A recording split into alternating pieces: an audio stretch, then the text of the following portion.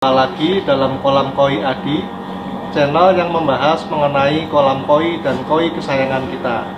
Bagi Anda yang baru pertama kali menemukan channel ini, jangan lupa subscribe dan bunyikan lonceng notifikasinya supaya sobat koi semua tidak ketinggalan liputan-liputan berikutnya mengenai kolam koi dan koi kesayangan kita.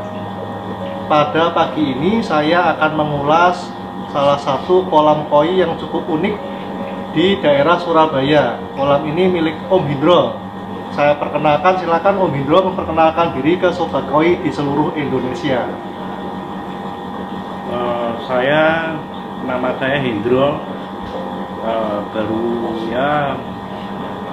Pertama kali ini menekuni dunia koi dan kolam. Jadi Om Hindro ini termasuk penghobi pemula sobat koi. Sudah berapa lama kolam ini jadi, Om Hindro? Kolam ini jadi 1 bulan.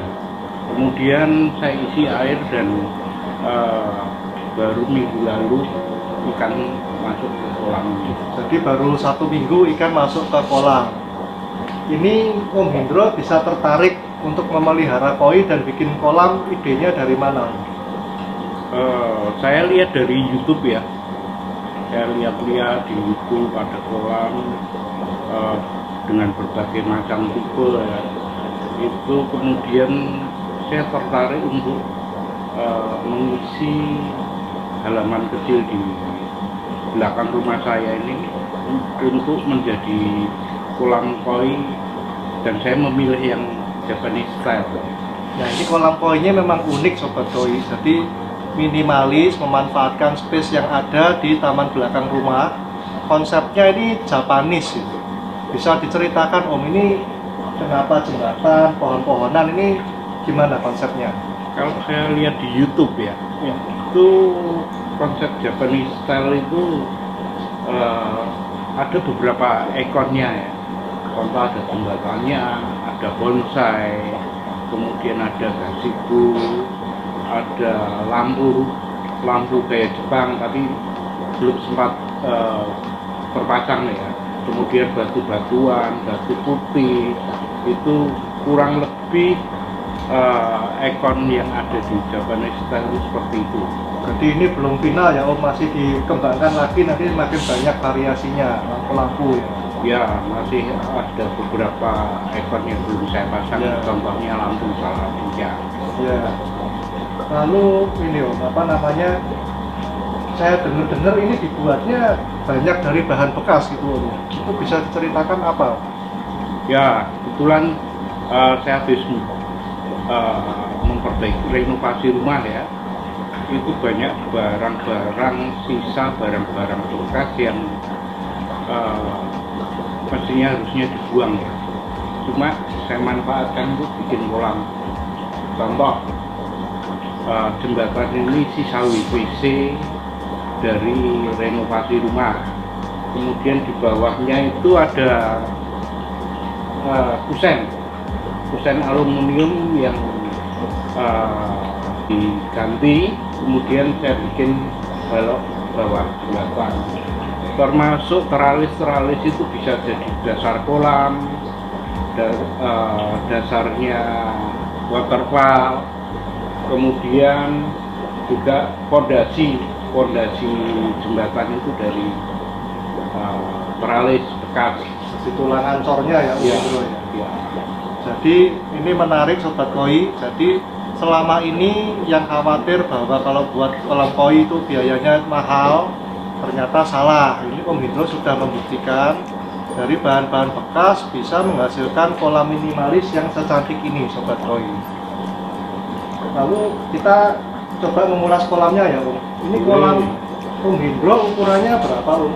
Ukurannya 1x2.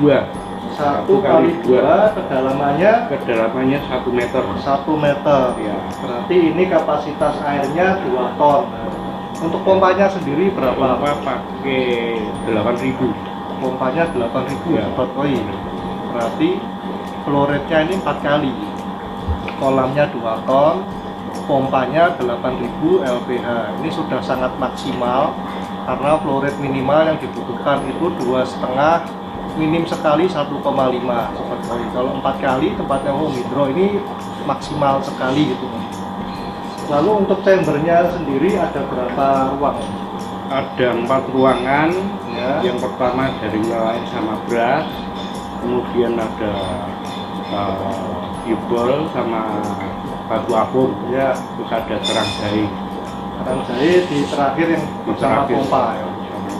Berarti ini filternya ada 4 chamber, fungsi-fungsinya ada semua Sobat Koi. Yang chamber satunya fungsi mekanis itu jaring nelayan, di nomor 2 dan nomor 3-nya itu biologis batu apung dan biobol. Di nomor 4-nya itu kimiawi, ada pakai karang jahe ya, jahe dan digabungkan dengan pompa Sobat Koi. Secara sistem pompa maupun kolam ini sudah bagus untuk filtrasinya Sobat Koi. Sekarang kita coba tanya Om Indro mengenai ikannya, karena ini konsep sudah bagus sekali. Sayang kalau ikannya itu ikan kropyok gitu Om Indro. Ini gimana mengenai ikannya? Jadi gini, kita perlu belajar dulu ya. Ikan saya isi dari ikan lokal dulu. Bahkan waktu pertama saya isi bukan ikan koi, kemudian saya ganti koi lokal. Nanti rencana kedepannya akan mungkin jumlahnya tidak terlalu banyak, tapi saya lebih mendalami ke ikan yang impor. Ya, rencananya Om Indro menggunakan ikan import supaya lebih maksimal nuansa Jepangnya gitu ya, Om Indro. Sama seperti kolam ini sebanyak dilakukan oleh penghobi koi Sobat Koi. Jadi awal-awal memang kita melihara ikan yang biasa dulu untuk kita mempelajari cara merawat koi yang baik. Setelah kita menguasai, perlahan-lahan kita lakukan seleksi. Yang bagus kita pertahankan, yang kurang bisa kita hibahkan ke teman-teman sambil kita menambahkan di kolam kita itu ikan yang baik. Biasanya upgrade menjadi ikan impor. Itu banyak dilakukan penghobi koi itu Om Indro. Ya. Lalu kalau dari Om Indro sendiri, dari pengalaman membuat kolam ini dan memelihara ikan ini, kira-kira ada pesan yang bisa disampaikan ke penghobi yang pemula apa Om Indro? Saya kira kita perlu terjun sendiri ya, supaya kita benar-benar ngerti ya. Contoh pengaturan filtrasinya, pipa-pipa sirkulasinya itu saya pelajari sendiri, saya atur sendiri. Bahkan dari ini relief yang ada di kolam ini saya juga bikin sendiri. Artinya saya pengen benar-benar bukan hanya menikmati, tapi saya bisa tahu secara teknis itu membuat dan memelihara ikan itu seperti apa. Otodidak, belajar sendiri dan juga terlibat buat langsung ini berarti ya? Ya, jadi ini saya buat sendiri. Jadi kalau Sabtu Minggu itu saya libur, kerjaannya bikin kolam itu. Ya, jadi Om Indro ini terlibat langsung ternyata Sobat Koi. Jadi pesan yang disampaikan cukup menarik untuk para penghobi khususnya pemula. Jadi saat kita memelihara koi sebelumnya pastikan kita mempelajari dulu. Memang memelihara ikan koi itu menarik dan mengasihkan, tapi kalau kita tidak mempelajari, yang ada kita malah repot Sobat Koi. Karena ikan kita sering sakit bahkan mati, yang biasanya disebabkan sistem filtrasi yang salah. Jadi satu hal yang dipastikan pada saat membuat kolam koi tidak hanya memanggil tukang kolam untuk membuat, tapi pastikan Sobat Koi benar-benar sudah belajar dan memahami terutama sistem filtrasinya. Karena untuk membongkar dan memperbaiki itu biayanya jauh lebih mahal daripada membuat baru itu ya Om Indro ya. Yang terakhir Om, mungkin ini tempatnya sudah enak sekali, outdoor, sirkulasinya baik, matahari, angin enak ini. Spot yang paling menarik kalau dari Om Indro dari semua ini di mana? Kalau saya tiap hari di sini. Oh di sini Sobat Koi yang paling asik. Ya. Jadi saya sambil mungkin lihat baca Google, ya YouTube itu saya nongkrong di resikonya. Ya, ini tempatnya memang asik sekali Sobat Koi. Mungkin demikian liputan kita pagi ini Om Indro.